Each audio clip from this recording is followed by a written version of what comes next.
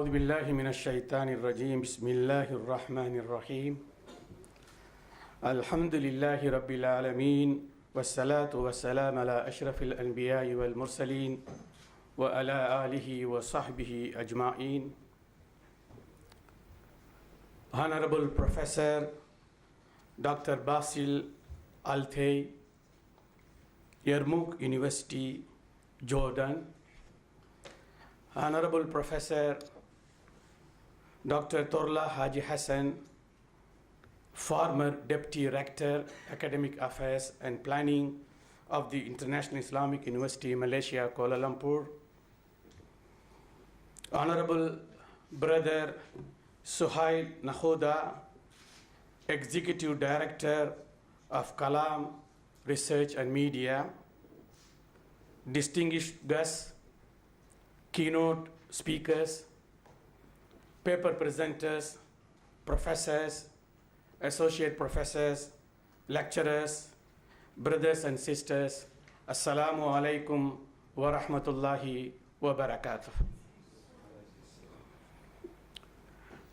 I am honored to address this opening session of the third day of the third Kuala Lumpur International Kalam Symposium. From the bottom of my heart, I thank the organizers for inviting me to initiate our special gathering.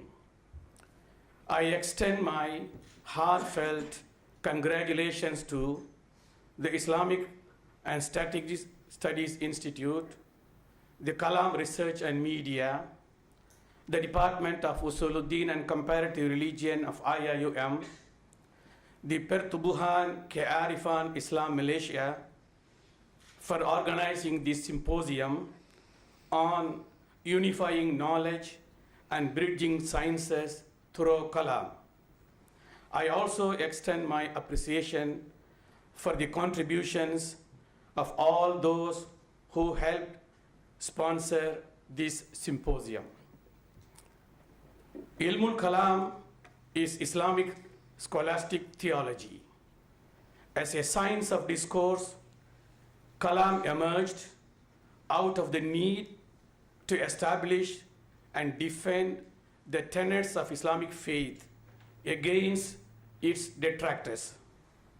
It is a science that studies the basic doctrines of Usuluddin and always seeks to prove their validity and overcome doubt.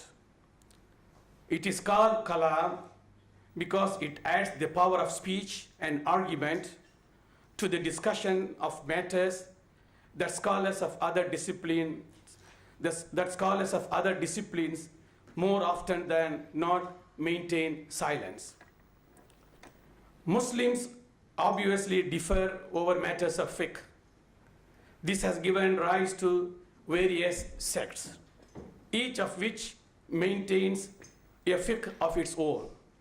Similarly, when differing on doctrines, Muslims have established various schools, each with its own set of principal doctrines. It is also important for us to remember that a group of Muslim scholars has opposed Ilmul Kalam and any rational debate of Islamic doctrines. They considered such undertakings taboo and innovation. Some scholars actually issued a fatwa that declared Kalam and logic unlawful, while others considered debate or inquiries of doctrinal matters quite lawful. Such a divide is remarkable. Imam Shafi'i argued that a certain number of people trained in Kalam should be ever prepared to defend and purify the faith, while at the same time he stated that the content of their arguments should not be made known to common people as it could cause dissension. Imam al-Ghazali viewed al-Kalam as a collective duty but also, like Ash-Shafi'i, discouraged the masses from its study. So we acknowledge scholars who favor Kalam, those who do not, and those who maintain silence. But why the controversy?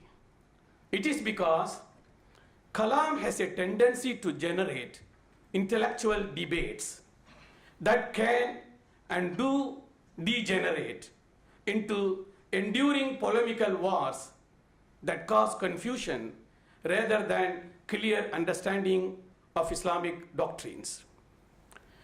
Despite arguments over the validity of Kalam as a discipline, scholars with a more positive approach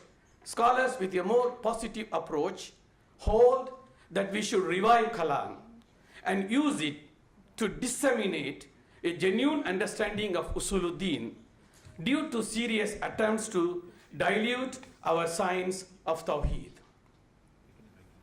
Having said that, it is important for us to note that the contemporary scenario completely differs from that of the past.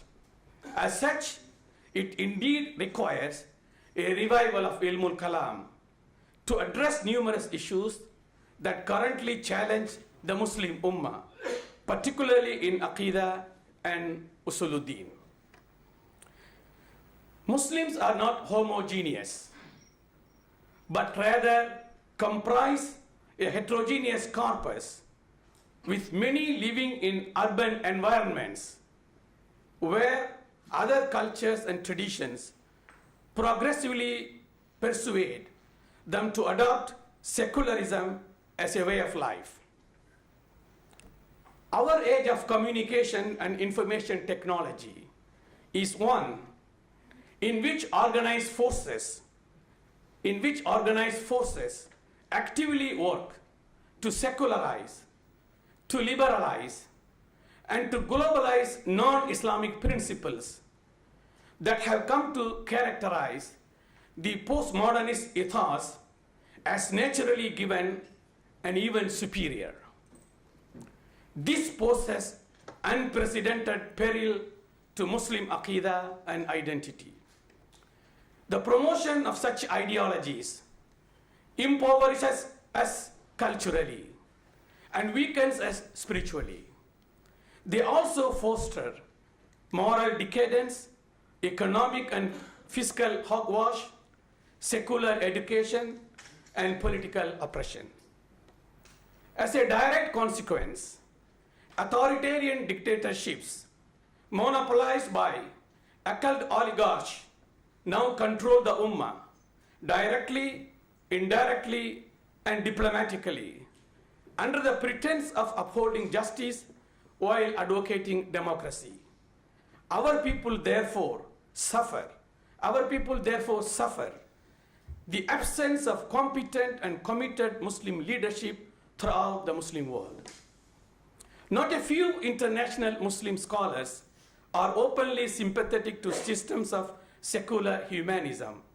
They wholeheartedly open doors for all to freely disseminate and implement secular thoughts and ways of living that do not conform to Islam's worldview. This contemporary unpleasantness confuses Muslims. This contemporary unpleasantness confuses many Muslims. They often search in vain for more proper guidelines and strategies that help them to sustain Islam's creed, spirituality, moral codes of honor, and exalted elements of its revealed law. This state of affairs places the responsibility on us. This state of affairs places the responsibility on us, on scholars of Ilmul Kalam. We must step forward to courageously and strategically guide an ummah that is being culturally and doctrinally assaulted as a viable civilization. Therefore, we must do all we can. all we can to safeguard ourselves and our brothers and sisters and the people of the world from this neo-colonial savaging of the human soul and spirit. Muslims are presently in dire need of intellectual assistance and discourse from contemporary mutakallimun. Muslims are presently in dire need of intellectual assistance and discourse from contemporary mutakallimun. Who else will help them avoid the massive exoteric infiltration of icons and ideas that contaminate the holism, the tawheed of authentic Islam? In this regard, the third Kuala Lumpur International Kalam Symposium is timely and far more than relevant. It is vital. A goodly number of world-famous scholars in the field of Ilmul Kalam have gathered to participate in our deliberations on unifying knowledge and bridging sciences through Kalam. Alhamdulillah. We intend to focus the following subject matters. In fact, these subject matters have been addressed in the last 2 days. Kalam and the quest for unity of knowledge. Kalam and our engagement with Western philosophy. Kalam's relations to the study of tafsir, hadith, fiqh, and usul al-fiqh. And finally, an analysis of Kalam's meticulous approach to modern natural sciences. Our primary focus on Kalam's role in the unification of knowledge and bridging of sciences has brought 6 international experts who have deliberated on these aspects in the last 2 days. It is our fervent hope the audience will benefit from their discourse and presentations. Over 20 papers will be presented today and tomorrow, both in English and Arabic. I wholeheartedly thank them for their contributions. Finally, I take this opportunity to reiterate that IIUM, International Islamic University, Malaysia, intends to collaborate with the Islamic and Strategic Studies Institute and Kalam Research and Media for research, training, and consultancy under the supervision of the Department of Usuluddin and Comparative Religion and Center for Islamization of the IIUM. We look forward to developing training programs, short study courses, and a consultancy service. With the grace and blessing of Allah subhanahu wa ta'ala, we will work together. With the grace and blessing of Allah subhanahu wa ta'ala, we will work together with a shared vision, a shared mission, and shared objectives. Together we can organize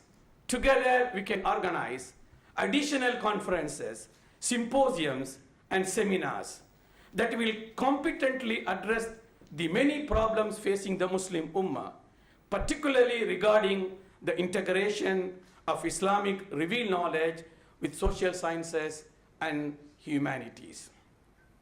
Thank you for your kind attendance and attention. I now declare Bismillahir Rahmanir Rahim, the third Kuala Lumpur International Kalam Symposium, KLIKS 3, second session for academic presenters open. Wabillahi tawfiq wal hidayah. Assalamu alaikum wa rahmatullahi wa barakatuh.